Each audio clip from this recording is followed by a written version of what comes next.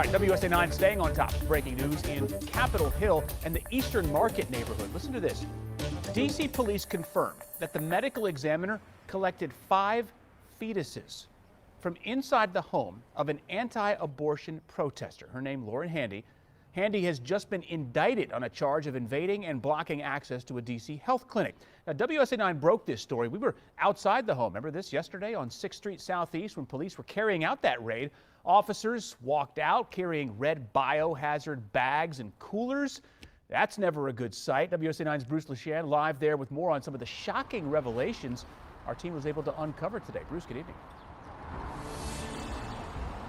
Yeah, Adam, I'm telling you what, kind of a bizarre, gruesome house of horrors here in a crowded D.C. neighborhood. D.C. police say they found those 5 fetuses right down here in this apartment, which is connected to that anti-abortion activist, Lauren Handy.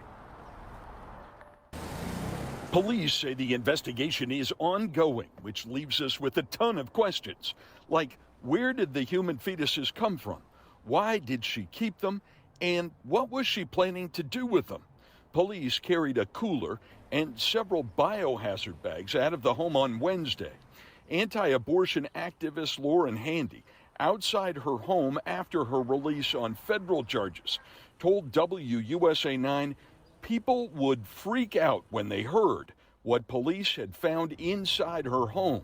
Abortion is the most painful type of murder, dismembering a child alive with no anesthetic. Handy was among 9 people indicted by a federal grand jury Wednesday for allegedly invading Washington Surgery Clinic on October 22, 2020. If you die in the abortion procedure, you can wake up in a place you don't want to be. The anti-abortion activists chained themselves to chairs in a waiting room. I'm Jonathan Darnell. And protester Jonathan Darnell of Arlington live streamed the whole thing to Facebook.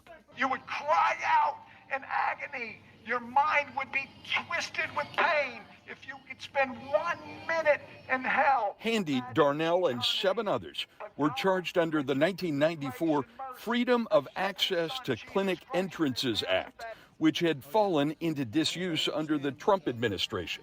Planned Parenthood of Metropolitan Washington CEO says she knows several of the people indicted. They have protested at our facility on 4th Street here in the district many times and have been disruptive.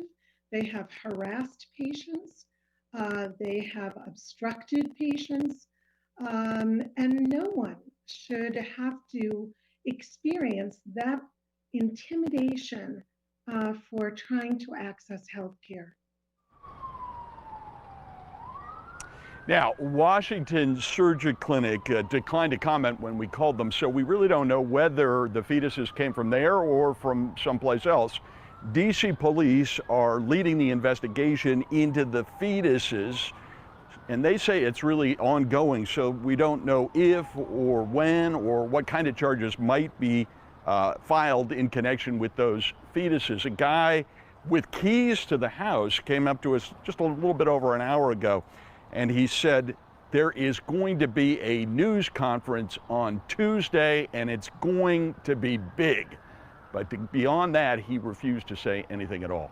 Adam? All of this, Bruce, is just extremely bizarre. And do we know anything about Handy's group being involved with human fetuses before? Yeah, this is interesting. Right at the top of their website, there's a big picture they say shows human fetuses being improperly stored at the University of Washington, at a health center or a medical school at the University of Washington.